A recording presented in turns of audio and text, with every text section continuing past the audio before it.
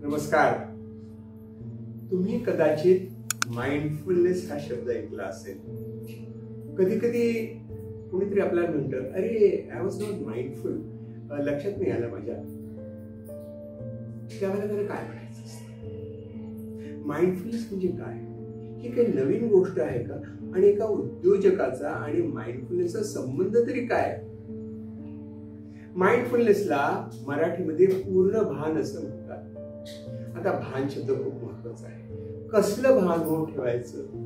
भान कसलं ठेवायचं? या क्षणाचं भान ठेवायचं, मी इथे आहे याचं भान ठेवायचं.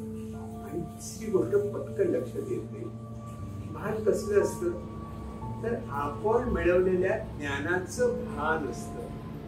म्हणजे काय होतं मला, आपण जेव्हा गोंधळून जातो, मनामध्ये चिंता निर्माण होते, हे सगळं लॉन्च करतोय खरं, पण काय रिझल्ट येतील सांगता येत नाही, सपोर्ट मिळेल की नाही काय मला काही कळत नाहीये, कुटुंबाची काही कुरकुर तर नाही ना होणार, लोक वेळेवर पैसे तर देतील ना, बँकमध्ये तगादा तर नाही ना लावणार, असे अनेक प्रश्न आणि चिंता आपल्या मनामध्ये घोंगावत असतात. आणि या चिंतेमुळे आपल्याला जे ज्ञान मिळालेलं असतं, आपण जी योजना केलेली असते त्याच्यावरती एक प्रकारचं धुकं साचतं आणि आपल्याला आपण काय करतो आहोत याचं भान नाही. म्हणजे तुम्ही जेव्हा काम करत असताना तेव्हा जसं आपण देवळात जाताना कशा चपला बाहेर ठेवून आत जातो ना, तसं हे सगळे चिंता भानगडी सगळ्या बाहेर ठेवायचे आणि आत आल्यानंतर पूर्ण भान, मी जे करतो आहे त्याच्यामध्ये माझं 100% लक्ष आहे, ते समजून उमजून मी करतो आहे, त्याचं प्लॅनिंग व्यवस्थित आहे. पण प्लॅनिंग पुढे केलेलं असतं, पण तो पुढचा क्षण आत्ताचा नसतो ना. आत्ता मी काय करतोय त्याच्यावरती लक्ष करतो. मग आपल्याला कधी कधी असं वाटतं की रे माझं बरोबर आहे का चूक आहे, बरोबर आहे का चूक आहे, म्हणजे आपण जजमेंट लिहितो स्वतःविषयी. अरे असा कसा मी आळशी, हे कसं विसरलो. स्वतःच्या मनाला आपणच ओळखडे काढून देतो. अजिबात नाही.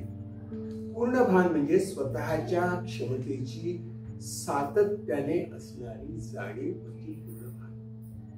म्हणजे काय होतं की आपली ज्ञान, आपली माहिती, आपलं कौशल्य आणि सगळ्यात महत्वाचं आपली एनर्जी, आपल्या मनातली ऊर्जा, आपली शक्ती एकवटून आपण काम करत असतो.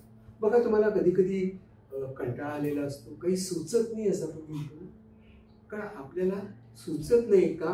कारण सुचण्याकरता जी एनर्जी लागते ना ती आपल्याकडे असते.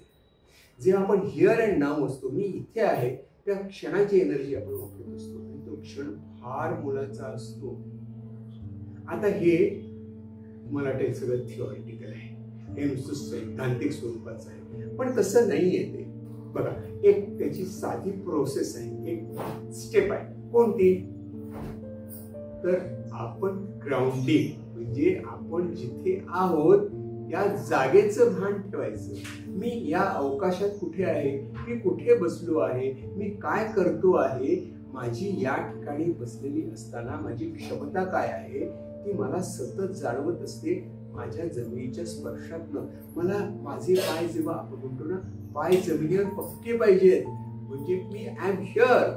आणि दुसरी गोष्ट माझा श्वास. कारण आपण जर चिंताग्रस्त होतो ना तेव्हा आपला श्वास सटकतो, आपण पुढचा विचार करत असताना आपला श्वास आपल्या नकळत मंद होतो. आपल्या डोक्याचं मशीन चालणार कसं? त्यामुळे आपण भान ठेवतो ते आपल्या जागेचं आणि आपल्या श्वासाचं. पण श्वास कसा असतो? या क्षणी असतो. 2 दिवसानंतर मला श्वास घ्यायला जरा अडचण होईल, की आत्ता श्वास घेणार आहे, या 2 दिवसापूर्वी जरा सर्दी झाली होती, श्वास घेता नाही आला, मला आत्ता घ्यायचं, असं काहीच नसतं ना. या क्षणाचा हा श्वास मालक असतो. म्हणजे मी इथे आहे आणि हा श्वास माझा आहे याचं भान आलं ना की आपली सगळी शक्ती एक होते. आणखी एक महत्वाची गोष्ट सांगतो, आपण सगळ्या गोष्टीकडे फ्रेश नजरेने बघू शकतो. म्हणजे आम्ही माइंडफुलनेस मध्ये याला बिगिनर्स माइंड म्हणतो. म्हणजे मनाची पाठी कोरी असते आणि जे काही घडतंय त्याच्याकडे मी शांतपणे सहजपणे बघतो आणि आपल्या चुका आपल्याला कळायला लागतात. आणि चुका कळल्यानंतर आपण चिडत नाही, शांतपणे दुरुस्त करतो, त्याला कमी वेळ लागतो आणि आपण सहज पुढे जातो. याला बिगिनर्स माइंड म्हणतात. आणखी एक गोष्ट होते, इनोव्हेशन, नवीन काहीतरी सुचतं ना आपल्याला, जे आपण प्रत्यक्ष योजना आखत असताना सुद्धा सुचलेलं नसतं, एक त्या क्षणी सुचतं आणि आपण काहीतरी त्याच्यात बदल करतो. माइंडफुलनेस हा आपल्या यशस्वी उद्योजकतेचा मूलमंत्र आहे. साधी गोष्ट, कुठे आहात त्याचं भान ठेवा आणि श्वासाचं भान ठेवा. आला भानावर, पूर्ण भान म्हणजे हेच.